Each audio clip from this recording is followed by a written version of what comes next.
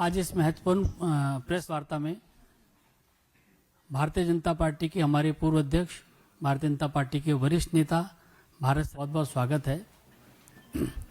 आज इस महत्वपूर्ण प्रेस वार्ता में भारतीय जनता पार्टी के हमारे पूर्व अध्यक्ष, भारतीय जनता पार्टी के वरिष्ठ नेता, भारत सरकार में केंद्रीय मंत्री आदरणीय जेपी नड्डा जी आप लोगों को संबोधित करेंगे। मेरा आदरणीय नड्डा जी से आग्रह है कि अपना संबोधन प्रारंभ करें। मित्रों, ये जो स्टूडेंट्स की डिमांड है, जिस विषय पर उन्होंने मुद्दे उठाए हैं पेपर लीक का, सबसे पहले तो मेरा आग्रह है कि हमें इसका राजनीतिकरण नहीं करना चाहिए और इसमें से राजनीतिक लाभ लेना उचित नहीं है। यह एक गहन समस्या है और इस समस्या का गहनता के साथ चर्चा होने की आवश्यकता रहती है। मैं यहाँ यह भी कहना चाहता हूँ कि आज शाम को 4 बजे भारत की संसद में विपक्ष के नेता श्रीमान राहुल गांधी जी ने एक प्रस्तुतिकरण दिया और उस प्रस्तुतिकरण में उन्होंने लगभग 150 पेपर लीक के बारे में उन्होंने चर्चा की। ये जांच का विषय है और सरकार एक जिम्मेवार सरकार है, इसलिए निश्चित रूप से हर एक बात का जवाब जांच के साथ साथ जनता के सामने, देश के सामने दूध का दूध और पानी का पानी रखेगी। लेकिन मैं ये ज़रूर कहना चाहता हूँ कि जो सरसरी तौर पर मुझे ध्यान में आया है, जो मैंने पेन डाउन किया है, वो आपके साथ मैं ज़रूर चर्चा करूँगा। अगर मैं बात करूँ जम्मू कश्मीर में सर्विस सिलेक्शन बोर्ड के एग्ज़ामिनेशन में पेपर लीक हुआ, जहाँ पर कांग्रेस और एनसी की सरकार है, नेशनल कॉन्फ्रेंस की। उसी तरीके से Himachal Pradesh school examination board में उसमें पेपर लीक हुआ, जहाँ कांग्रेस की सरकार है। उसी तरीके से झारखंड में JAC में हिंदी और साइंस के पेपर लीक हुए झारखंड, जहाँ पर कांग्रेस और झारखंड मुक्ति मोर्चा की सरकार है। तेलंगाना में वहाँ पर इंटरमीडिएट के लैंग्वेज के पेपर लीक हुआ और वहाँ पर भी हमको मालूम है कि कांग्रेस और CPI की सपोर्टेड सरकार है। तेलंगाना में SSC में लैंग्वेज के पेपर लीक हुआ और वहाँ भी तेलंगाना में कांग्रेस पार्टी और CPI की सपोर्टेड सरकार है। तमिलनाडु में BEd के कोर्स पेपर में वहाँ पर जिसे हम कहते हैं Tamil Nadu teachers education university board, वहाँ भी पेपर लीक हुआ। वहाँ भी उस समय विपक्ष की सरकार थी। वेस्ट बंगाल में पुलिस कांस्टेबल के रिक्रूटमेंट एग्ज़ाम पेपर लीक हुआ, वहाँ उस समय TMC की सरकार थी। पंजाब में Punjab subordinate service selection board, इसमें ग्रुप B के एग्ज़ामिनेशन में इसमें भी पेपर लीक हुआ और मैल प्रैक्टिसेस भी हुए हैं।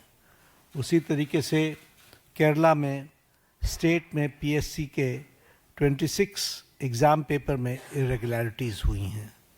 कर्नाटक में जहाँ पर कांग्रेस की सरकार है, वहाँ भी प्रेपरेटरी बोर्ड एग्ज़ाम में पेपर लीक हुआ, PUC के पेपर में लीक हुआ। तो इस तरीके से मेरे को तो ये कुछ नाम मैंने लिए हैं अभी। ये इसकी बहुत लंबी फेयर लिस्ट है जिसके बारे में हम चर्चा चाहेंगे कि जब चर्चा हो। लेकिन मैं पूछना चाहूँगा विपक्ष के नेता से, राहुल गांधी जी से, कि आप सिलेक्टिव क्यों हैं? Why are you so selective? आपने UPA की और UPA के सपोर्टेड सरकारों को, जिसे हम इंडी गठबंधन कहते हैं, इंडी अलायंस कहते हैं, उनकी गवर्नमेंट्स के बारे में आपने क्यों नहीं चर्चा की? क्यों आपने अपने आप को उससे अलग रखा? ये स्पष्ट बताता है कि आपका उद्देश्य छात्रों का हित नहीं है। आपका उद्देश्य एजुकेशन में बढ़ोतरी हो, एजुकेशन की क्वालिटी में बढ़ोतरी हो, स्टूडेंट्स को जस्टिस मिले, इसमें आपका इंटरेस्ट नहीं है। आप स्टूडेंट्स के विषयों को, डिमांड्स को लेकर के आप पॉलिटिकल माइलेज लेना चाहते हैं, राजनीतिक रोटियां सेकना चाहते हैं, जो कि दुर्भाग्यपूर्ण है। लेकिन मैं इस मोड़ पर एक बात ज़रूर कहना चाहूँगा कि यह समय ये नहीं है कि हम हमारी सरकारें, आपकी सरकारें, तुम्हारी सरकारें, इस तरीके से हम इन चीज़ों को विभाजित करें। ये गंभीर मसला है और जैसा मैंने आपके सामने कुछ नाम गिनाए, ये बड़ी लंबी लिस्ट है जिसमें यूपीए की सरकारें इन्वॉल्व हैं जहां पेपर लीक हुआ है। लेकिन हम आरोप प्रत्यारोप से बाहर निकल करके हमें इस पर चर्चा करनी चाहिए, और चर्चा करने का जो सबसे अच्छा माध्यम है वो है सदन, वो है पार्लियामेंट, और हम चर्चा के लिए तैयार हैं। गहन चर्चा हो, गहन चर्चा के माध्यम से इसकी बारीकियों में हम जाएं। What are the factors which are leading to for paper leak, who are the people involve, and how the central government has responded. हमने किस तरीके से, जब हमारे ध्यान में कोई पेपर लीक आया है तो हमने किस तरीके से इसको एड्रेस किया है, और बाकी सरकारों को भी किस तरीके से इसमें एड्रेस करना चाहिए। क्या बिंदु हैं जिसके बारे में हमको गहराई से चिंतन करके उसका कोई रास्ता निकालना चाहिए, ताकि हमारे छात्रों के साथ जो करोड़ों में हैं उनके साथ अन्याय ना हो।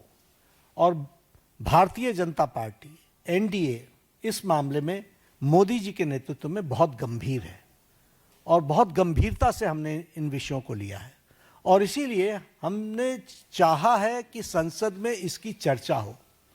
Short duration discussion, long duration discussion, business advisory committee में आप तय करो कितना समय आपने लेना है, 12 घंटे लेना है, 18 घंटे लेना है। राज्यसभा में मैं लीडर ऑफ द हाउस के नाते मैंने हमेशा इस बात को माना है कि जो विपक्ष जितने आवर्स तय करे, हम चर्चा के लिए तैयार हैं, सरकार चर्चा के लिए तैयार है, और विपक्ष को इस बात को ध्यान में लेकर के उसे गोल पोस्ट नहीं चेंज करना चाहिए। हम आरोप नहीं लगा रहे हैं, आरोप प्रत्यारोप नहीं होना चाहिए। हम इस समस्या का किस तरीके से निदान कर सकते हैं उसके बारे में हमको सोचना चाहिए, और पार्लियामेंट सबसे उपयुक्त फोरम है जहां हम गहराई से इसके चिंतन कर सकते हैं। ड्यूरेशन विपक्ष तय करे और उसमें हर एक एस्पेक्ट्स के बारे में चर्चा हो, और हम कोई ठोस नीति लेकर के आए, क्योंकि बच्चे कोई हमारे हैं, आपके हैं, वो देश के भविष्य हैं, और देश के भविष्य की चिंता करना हमारी जिम्मेवारी है, और हमारी जिम्मेवारी में सरकार के साथ साथ विपक्ष की जिम्मेवारी भी है। इसलिए विपक्ष भी अपनी जिम्मेवारी को निभाए और हम सब साथ मिलकर इसका समाधान करें, और कोई स्थायी समाधान की दिशा में हम आगे बढ़ें, ऐसा मैं निवेदन करना चाहता हूँ। आज मेरी तरफ से इतना ही कहना है। मैं फिर आपको आश्वस्त करता हूँ कि मोदी जी के नेतृत्व में चलने वाली सरकार जिम्मेवार सरकार, रिस्पॉन्सिबल गवर्नमेंट, रिस्पॉन्सिव गवर्नमेंट, ये हमेशा आतुर है कि सभी बातों की संसद में चर्चा होनी चाहिए, और हम चर्चा के लिए तैयार हैं। एक मिनट 2-3 सवाल ले पाएंगे, ज़्यादा सवाल ले नहीं पाएंगे हम लोग। आमोद राय।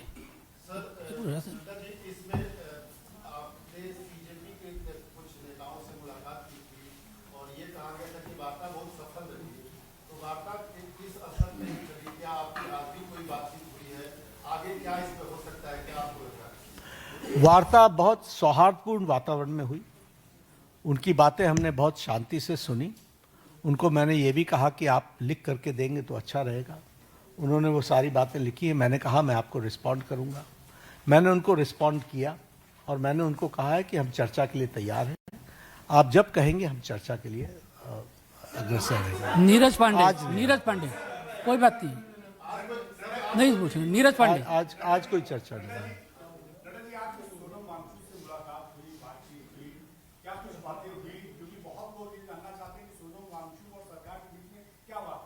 नहीं, हम तो उनका हालचाल पूछने गए। उनकी शिफ्टिंग हुई सफदरजंग से, हम वो मेदांता में पहुंचे। तो एक तो वो आईसीयू में थे, तो वहाँ पर बहुत रिस्ट्रिक्टेड वातावरण होता है, लेकिन उसके बीच में हमने उनका हालचाल पूछा, उनके बेटरमेंट की बातचीत हमने की, और हमने कहा कि आप अपना अनशन तोड़िए और आप मुख्य धारा में शामिल होकर के बच्चों को सही डायरेक्शन की तरफ आप ले जाएं। हमारा सरकार सारी विषयों के बारे में चर्चा करने के लिए खुली है और वो हमेशा उसको एड्रेस करेगी।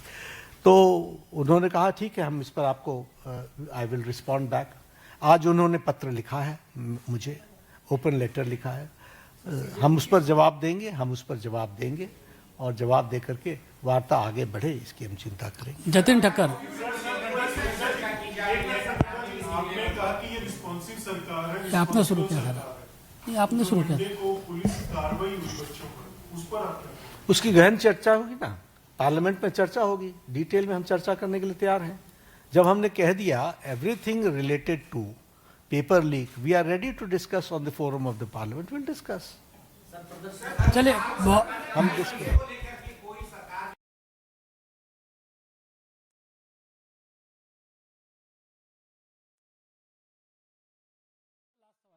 जल्दी पूछो। मैं पार्लियामेंट में चर्चा करेंगे ना।